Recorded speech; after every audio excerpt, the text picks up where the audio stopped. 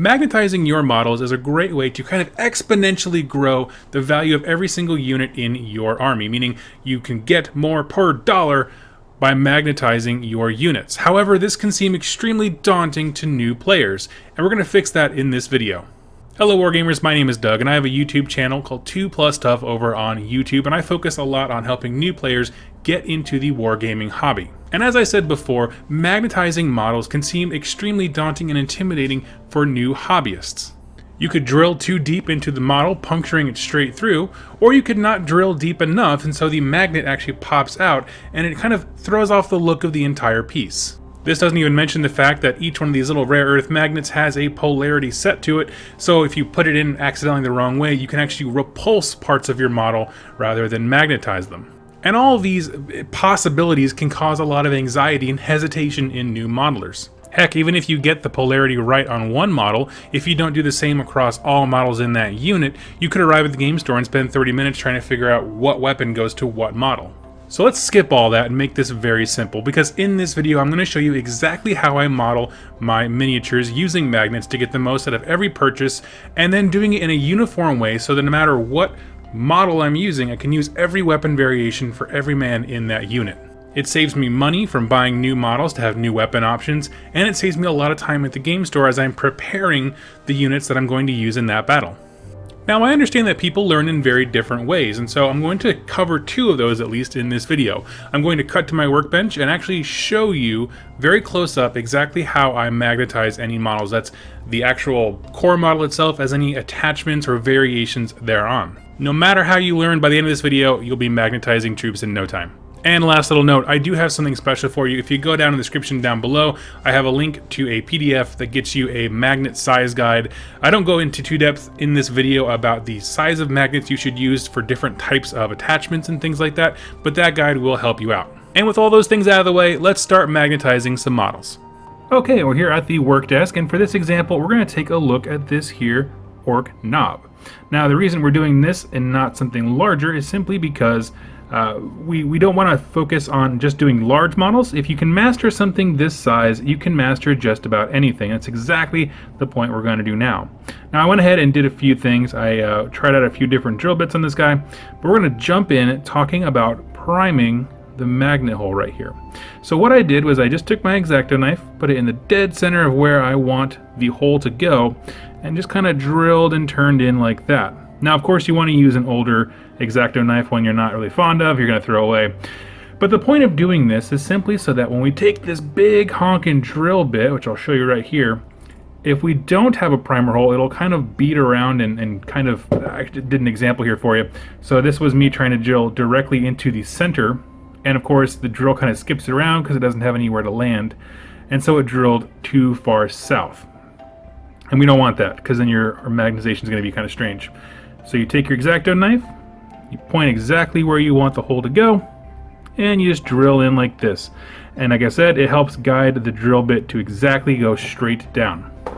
Now I'm going to go ahead and start drilling, but before I do, I want to talk about some kind of techniques here. Basically, when you're just starting out, you don't just want to go full speed, drill straight in. That's a terrible mistake. You're going to ruin whatever you're doing. Instead, you want to be very slow, methodical, and controlled. So I'm going to take my Dremel here. I'm going to put the speed on low, and you're going to see I'm going to fast forward it and turn the volume down so it doesn't blow your ears out. But I'm going to start drilling in and go very, very slow, pull the drill bit out, make sure I'm still going the direction I want to go. I'm not sinking south like the other side, and then go back in, pull it out, clean things out, and back in.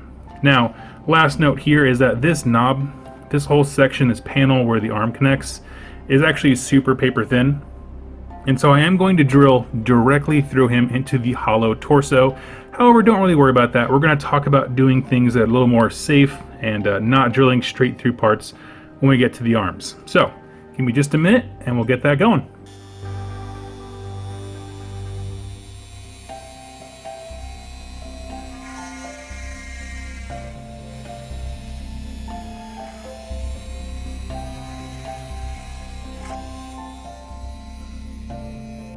Alright, so here we are back at the model.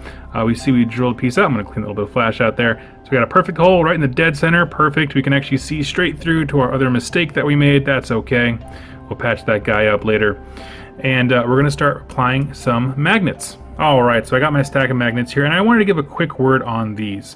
I use a specific type one from a company called MagSavvy. They're ones that I, shameless plug, help support and things like that. And the thing that makes them unique is that there is a blank side right there, and there's also a side, oh, wait for it, with a big red dot on there, and that actually marks the polarity. Let's see if I can get a good shot of it. And the reason you want to do that is because if you were to put two magnets that have the same facing polarity, your arms and stuff will actually repulse one another. Now, it's very easy to do getting the same polarity right across one model, but when you're doing a whole unit, like I'm going to do all 5 of these knobs, I can make it so that every weapon works for every guy. I don't have to waste any time at the store fumbling to get the right power claw to the right knob, for example. So that's the magnets I'm going to be using. I just wanted to plug that in there simply because it saves a lot of time when you're doing a lot of these models at once.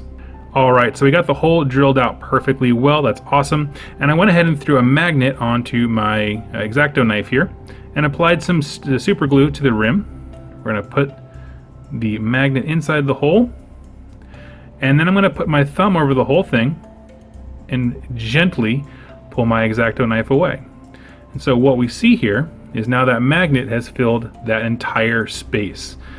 You can grab a non-metallic item and you can kind of push and make sure that the magnet's in there right, but generally speaking, that is exactly what you do. See how it's nice and flush there? Muy bien, great. And so that is now a ready to be magnetized arm. Once again, going through it really briefly, I put the magnet on the X-Acto knife, laid the magnet in there, and then pulled away, being very careful of that blade to do that. Now, the reason you want to do this, I'm going to go over it very briefly so that we can dive into doing the other parts. If you were to put glue in there, take, say, for example, this stack of magnets, put one in there, and then directly pull it out, right? Pull the stack out.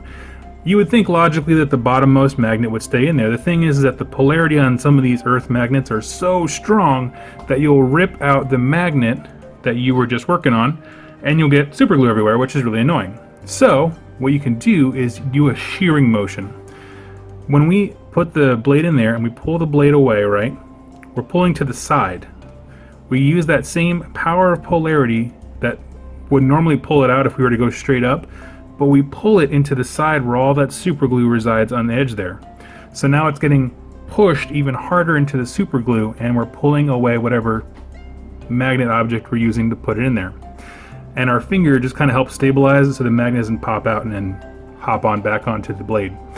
So again, it's the shearing motion. You can use whatever you like. You don't have to use an X-Acto knife if you don't feel comfortable, but we're going to do a few examples with that and get you used to it. Moving on to the Power Claw, which is by far my favorite orc weapon ever. I just love the look of these darn things. They're so stinking cool. Okay, so same deal. We're going to take our knife. We're going to poke a hole wherever we want the magnet to be. I'm going to say right there in the dead center. You want to be cognizant of what's below it, like a thicker part. Don't put your magnet right above the thinnest part of a model's body. And we're just drilling that hole. Again, not going too deep. You don't have to destroy your blades, but I do recommend using a worn out one. Alright, we got that nice primed hole. And I'm going to go ahead and grab my drill, turn the volume down for you so you don't blast your ears, and come right back. Again, we're going to go nice and slow motions, pull it back out, check to make sure it's deep enough, pull it back out, check to make sure it's deep enough.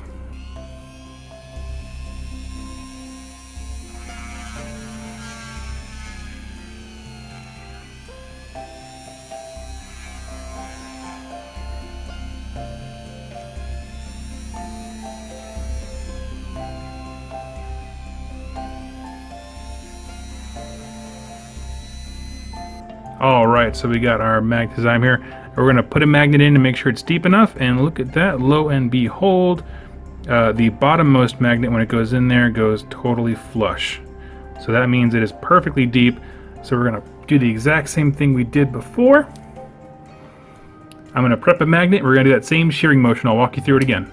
Alright, walking through here. This is going to be a little bit easier than the torso because there is a bottom to it, rather than, say, the empty hollowness of the body of the actual model itself. So we're going to throw our little bit of glue in there. Perfect. Alright, so we got our magnet on our metal object, which in my case is the X-Acto knife. And actually, because we are using the Mag Savvy stuff, we know exactly what side we need. We need the red side to be facing outward. And so that's why we have the blank side here, because when you put it in and pull it out, that way the red side will be showing. So, let's go ahead and get this piece of... Sometimes the pieces of flash will hop off there. Alright, so we take our knife, pop the magnet in, put our finger over it, and then pull the knife out. And it's got a little bit of glue residue right there. We'll go ahead and clean that off once everything dries. That mostly came off my finger here. There we go. That's nice and flush. And we're going to give it a second here to dry. The biggest mistake you can make at this point is going immediately and sticking this onto the torso, because the magnet power, just like we said before, is going to rip the magnet out of there. So we want to wait at least a good solid few minutes before we go and try. In the meantime, we're going to magnetize something else. Okay, while that power claw is drying, we're going to go ahead and prime our next item here. Got a little axe. And we'll go ahead and again prime that drill bit hole. Grab our Dremel and start getting in.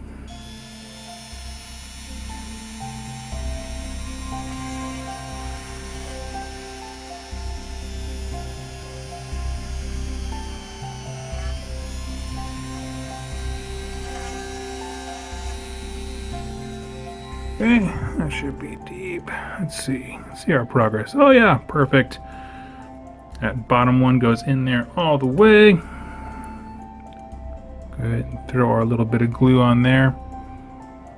And go ahead and get our magnet to the correct side. And again, do that shearing motion to pull it off. Perfect. And that little red dot there denotes that we know that we're going on the right side with the right polarity, and we are all set with this arm. Now I just want to take a moment and pause here and kind of give us a sense of what we've accomplished so far. We have our big old arm here. Yep, nestles right in there. And even with that mistake we made earlier, like I did the demonstration over here of what you shouldn't do without putting a priming hole there for the drill bit, but it actually doesn't look too darn bad if we tilt the arm up a bit. Now this is obviously is not, if you're an orc player, you know, not an armament you can take. You have to take either the chopper or the power claw.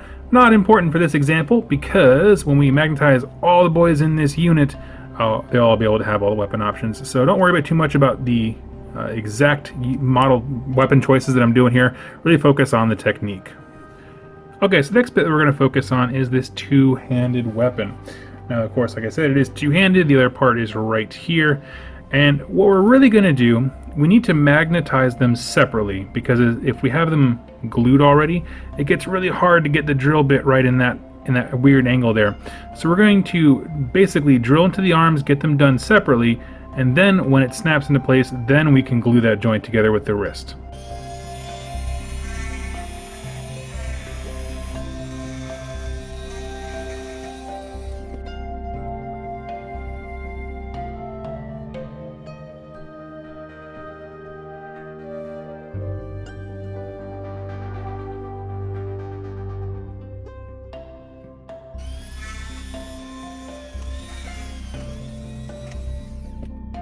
Alright, so now we're back here with our finished guy, or knob.